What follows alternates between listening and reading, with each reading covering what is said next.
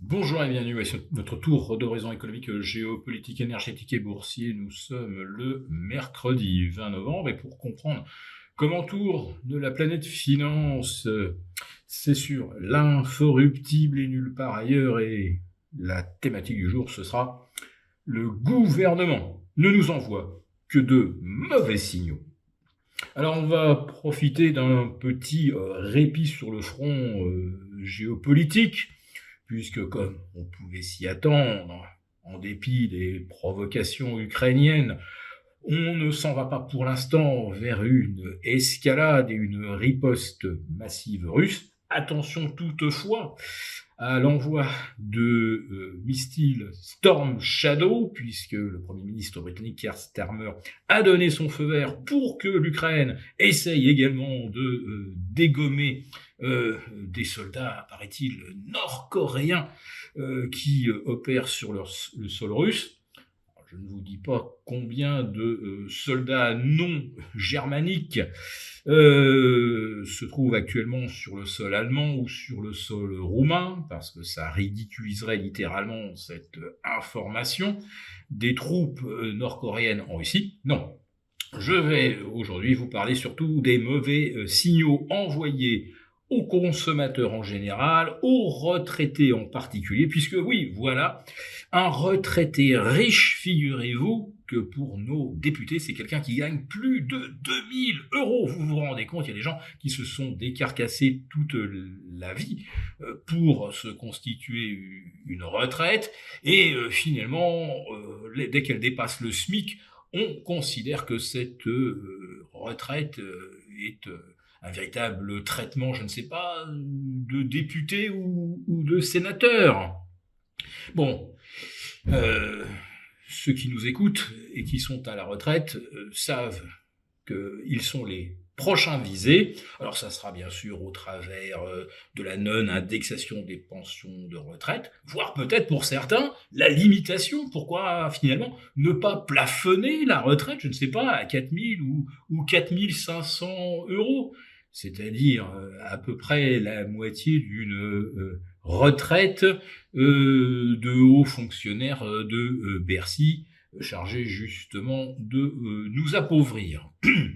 Autre signal très négatif, et celui-là donc provient de notre ministre de la Santé, Madame Dariussecq, le déremboursement des médicaments. Donc peut-être que certains seront complètement délistés dans ce qui est remboursable, et puis dans ce qui va le demeurer, eh bien on abaissera également le taux de remboursement. Puis il y aura l'augmentation également des frais hospitaliers, la hausse du reste à payer pour tous les examens. Mais attendez, ça ne s'arrête pas là. Les automobilistes vont à nouveau être ciblés, notamment ceux qui ont des véhicules thermiques. Quant à la prime pour acheter un véhicule non polluant, eh bien, elle va être probablement arrêtée ou très fortement réduite en tout début d'année 2025. Mais attendez, vous n'avez encore pas tout entendu. Figurez-vous que si vous rachetez un véhicule thermique avec un bon moteur, quelques chevaux sous le capot, eh bien si lors de son acquisition, ce véhicule n'a pas été soumis au malus écologique, ça peut faire 5 000, 10 000, 30 000 euros. Bon, là, c'est vraiment sur des voitures de grand luxe, mais en tout cas, 5 000 à 10 000 euros, vous allez forcément vous trouver confronté à devoir payer ça avec votre carte grise si vous rachetez donc une grosse berline avec plein de chevaux, mais qui n'avait pas été frappée par ce malus lors de l'achat initial. Vous comprenez bien qu'avec tout ce qui se profile, le consommateur, et notamment s'il est retraité, va quand même hésiter à faire des dépenses en 2025. Et je ne vous raconte pas, bien sûr, la poursuite de la hausse des tarifs du gaz, de l'électricité, qui va frapper tous ceux qui ont des petits revenus, compris entre 850 pour un retraité du secteur agricole et 1600 euros pour un salarié au SMIC. Et ce sont eux qui constituent quelque part le socle de la consommation, puisque eux, ils n'ont pratiquement que des dépenses contraintes. Eh bien là, ils vont devoir encore sacrifier. Alors, ça sera comme d'habitude, le coiffeur, le prêt-à-porter, les loisirs, la restauration. On peut donc s'attendre à une année 2025, une année noire pour tout ce qui s'appelle l'industrie des services et des loisirs, une année noire pour le secteur automobile sans les primes pour les véhicules électriques.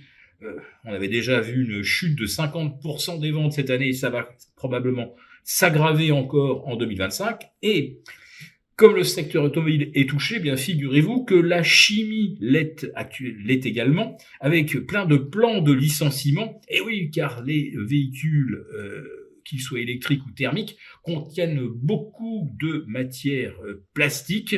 Et la demande elle est également en chute libre depuis un an. Donc, vague de chômage, perte de salaire.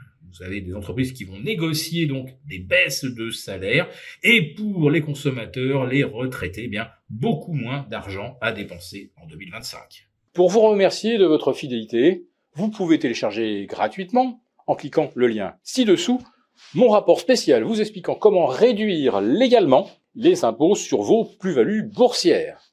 Merci et à bientôt. Merci beaucoup d'avoir regardé cette vidéo. N'hésitez pas à réagir dans les commentaires ou à liker et partager cette vidéo si le contenu vous a plu. Et pour ne rater aucune de nos prochaines émissions, vous pouvez vous abonner à notre chaîne et activer les notifications. Et pour plus de contenu, n'oubliez pas que le dernier rapport rédigé par nos experts est accessible en cliquant sur le lien de description. On se retrouve tout de suite dans les commentaires et je vous dis à très bientôt pour une prochaine vidéo.